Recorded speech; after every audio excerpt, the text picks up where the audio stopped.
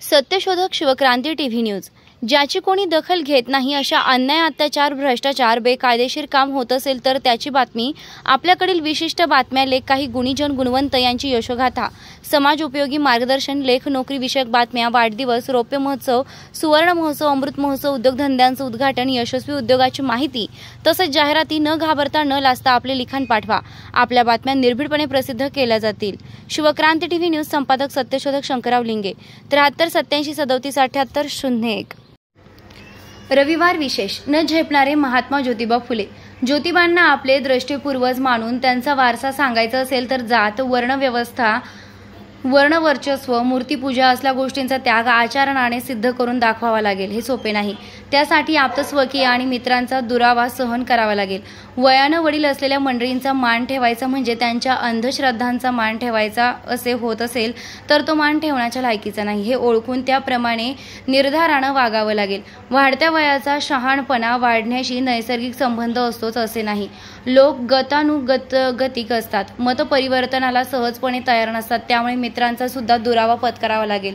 फुले मानायचे म्हणजे पूर्वजन्म आणि कर्मसिद्धांत ही दरिद्री जनतेनं दारिद्र्य विरुद्ध बंड करून उठू नये म्हणून केलेली फसवणूक आहे, हे मानावे लागेल। देवळातला देव दिनांचा वाली आहे या श्रद्धेने सर्व काही आपोआप चांगले होईल ही भावना टाकून द्यावी लागेल।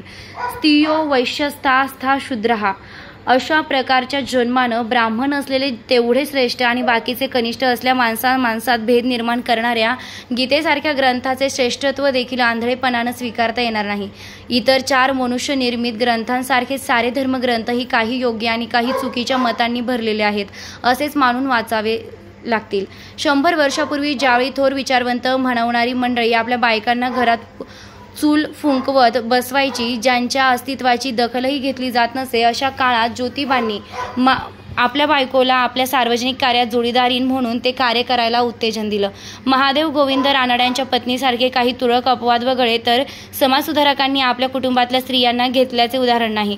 तेव्हा ज्योतिबा मानायचे म्हणजे कुटुंबात स्त्री पुरुषांचं समान हक्काने वागणे दिसायला हवे। एखाद्या स्त्रीचा नवरा मारण्याशी पाप पुण्याचा संबंध नसून त्या माणसाच्या रोगावर योग्य इलाज होऊ शकला नाही म्हणून तो मेला एवढेच सत्य मानून त्या स्त्रीच्या कौटुंबिक आणि सामाजिक दर्जावर कसलाही अनिष्ट परिणाम होऊ न देण्याची खबरदारी घ्यावी लागेल। स्त्रीचे एक माणूस म्हणून जगणं आणि तिच्या कपाळी कुंकू असणं किंवा नसणं याचा परस्पर संबंध ठेवता येणार नाही। किंबहुना सर्व माणसांचा माणूस म्हणून विचार होईल। त्यांच्यावर त्याला समजू लागण्यापूर्वीच हिंदू, मुसलमान, ख्रिश्चन असली कसलीही लेबल चिटकविण्यात येता कामा नये। अशा प्रकारचा बुद्धिनिष्ठ आचरणाचा हा वारसा आहे।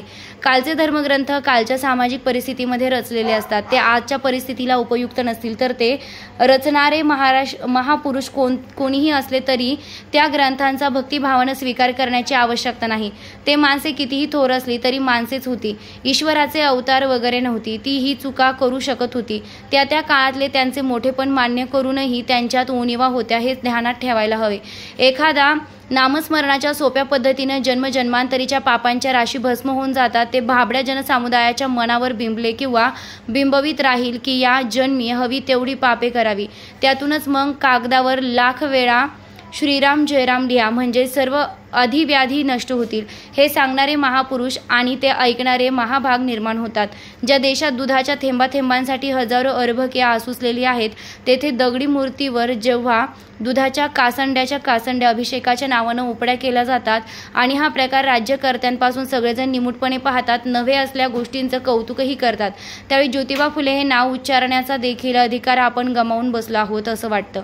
एकीकडे रस्ते, चौक, विद्यालय, विद्यापीठे, वाचनालय, मंडळे अशा ठिकाणी ज्योतिबांचा नामघोष आणि दुसरीकडे पंढरपूरला विठोबाची मंत्र्यांकडून भटजीबुवांच्या दिग्दर्शनाखाली सामग्री संगत पूजा, त्यातले खरे कुठले समजायचे आणि नाटक कुठले समजायचे।